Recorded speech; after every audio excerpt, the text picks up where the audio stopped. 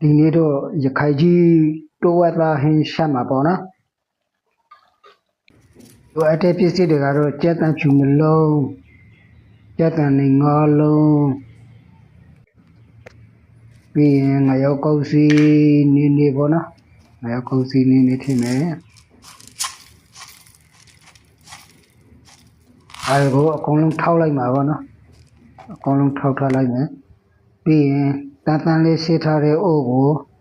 ပလက်ပေါက်ကျိုးလေးကိုပလက်ပေါက်လေးထိုးလိုက်မယ်သူအရေတွေခန်းသွားပြီဆိုတော့စီထဲမှာပေါ့နော်အစီလေးထဲမယ်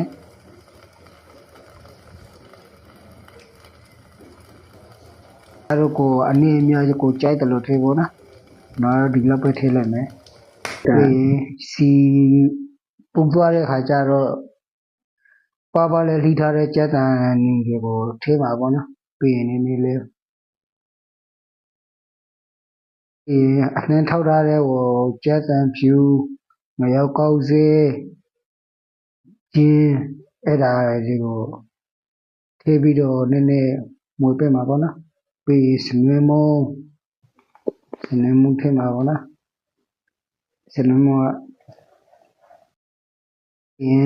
ငရုတ်သီးအစိမ်းမုံပေါ့နော်ငရုတ်သီးအစိမ်းမုံထဲမယ်ကိုငရုတ်သီးအစိမ်းမုံကတော့ကိုကြိုက်တယ်လို့ထဲမှာပေါ့နော်ကျွန်တော်ကတော့ဒီလောက်ထဲမယ်ကျွန်တော်ကတော့နည်းနည်းဟိုဖြစ်တယ်ဆိုတော့လေရခိုင်လေးဆိုတော့နည်းနည်းစားတာပေါ့နော်အဲမွေပေးလိုက်မယ်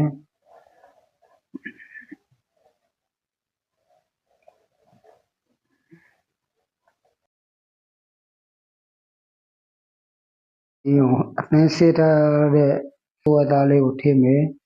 ပြီးရင်တမအောင်မှွေလိုက်မှာပေါ့နော်မအောင်မှွေမယ်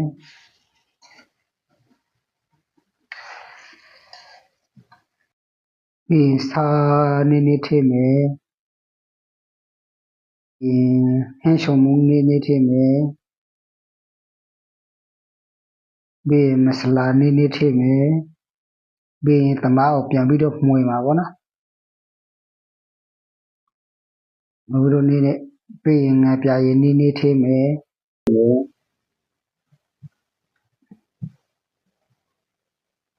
ဒီတမအောင်ပြန်ပြီးတော့မှွေမယ်